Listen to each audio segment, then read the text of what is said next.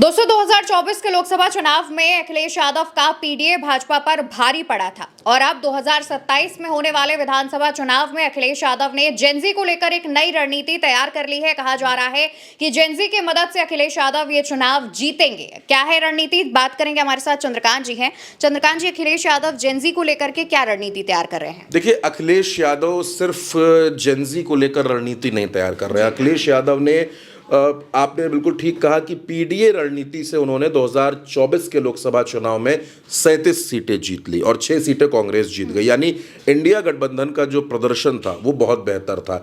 जबकि ये कहा जा रहा था कि बीजेपी इस बार बिल्कुल ताबड़तोड़ कर देगी, 70 सीटें जीत जाएगी, लेकिन पीडीए की किलेबंदी कुछ ऐसी थी कि जिसके सामने अखिलेश यादव ने ऐसा माहौल बना दिया था कि बीजेपी को यहाँ पर हार का मुंह देखना पड़ा और समाजवादी पार्टी ने अपने इतिहास में इतना अच्छा प्रदर्शन किया। एक बात।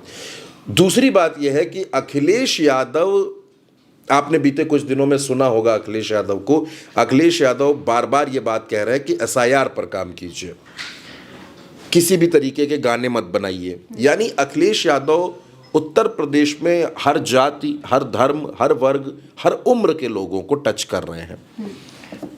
अभी कुछ महीनों पहले की बात है कि अखिलेश यादव हर दूसरे दिन एक समाज के लोगों के साथ बैठक करते थे। कभी यादव समाज, कभी मुस्लिम, कभी चौरसिया समाज, कभी ठाकुर समाज, कभी ब्राह्मण समाज, मीटिंग्स हो रही थी। अखिलेश यादव ये जानते हैं कि अगर कोई 2000 में भी पैदा हुआ है या 2002 में भी पैदा हुआ है तो वो भी आज हमारा वोटर है। वो सीधे तौर पर हमारा वोटर है। यानी जिसकी आजकल की जनरेशन के बीच में जिसकी सबसे ज़्यादा चर्चा हो रही है जेनजी की, तो वो अखिलेश यादव का वोटर है।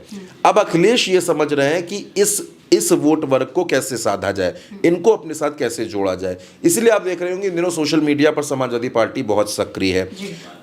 अखिलेश ये जानते हैं कि अगर इन लोगों को हमने अपना बना लिया, इनको हमने अपने साथ जोड़ लिया, तो 2027 के चुनाव में समाजवादी पार्टी सरकार बना सकती है। पहली बात। बिहार में आपने एक चीज देखी, बिहार का नतीजा कुछ बताए या ना बताए, एक बात बताता है कि एमवाई का फैक्टर बहुत प्रभावी है। यहां एमवाई का मतलब वो नहीं है जो मुस्लिम यादव आमतौर पर समझा जाता है। यहां एमवाई का मतलब है महिला और युवा।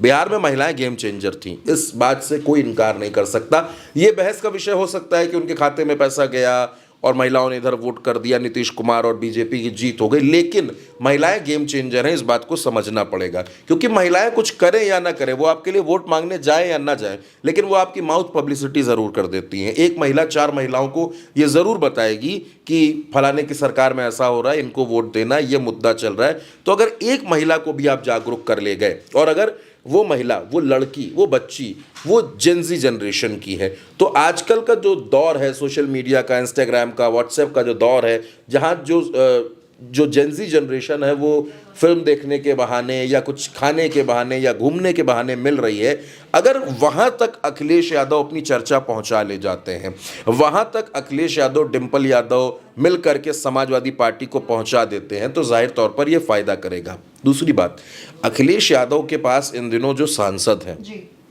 आप चाहे इकरा हसन की बात कर लें, आप चाहे प्रिया सरोज की बात कर लें, पुष्पेंद्र सरोज को देख लें, जो एक यंग ब्रिगेड अखिलेश के पास है, युवा सांसदों की फौज अखिलेश के पास है।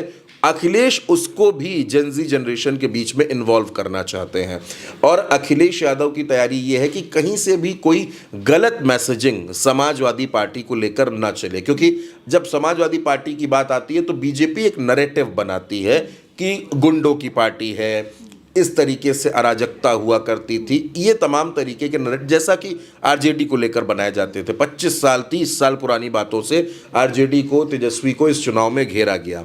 लेकिन अखिलेश यादव के पास एक प्लस पॉइंट है जो शायद तेजस्वी के पास उतना बड़ा नहीं था। अखिलेश यादव 5 साल उत्तर प्रदेश के मुख्यमंत्री रह चुके हैं। अखिलेश यादव ने उत्तर प्रदेश में काम किया है, एक्सप्रेस वे दिए हैं, मेट्रो दी है, बड़े बड़े अस्पताल दिए हैं, जो तमाम जो इंटरलिंक्स रोड हैं उनकी सौगात उन्होंने दी है। तो अखिलेश यादव 5 साल काम करके दिखा चुके हैं। अब अखिलेश यादव का जो टारगेट है, जिसको टीजी कह सकते हैं, जो टारगेट ग्रुप है, वो सीधे तौर पर यही जनजी हैं, यही यंग जनरेशन है। अखिलेश इनको साधने की कोशिश कर रहे हैं और आने वाले वक्त में अखिलेश यादव इनको और ज़्यादा अच्छे तरीके से समाजवादी पार्टी के साथ जोड़ने के लिए काम करेंगे, उसकी शुरुआत करेंगे। और महिलाओं और युवाओं पर अखिलेश यादव का पूरा फोकस रहने वाला है।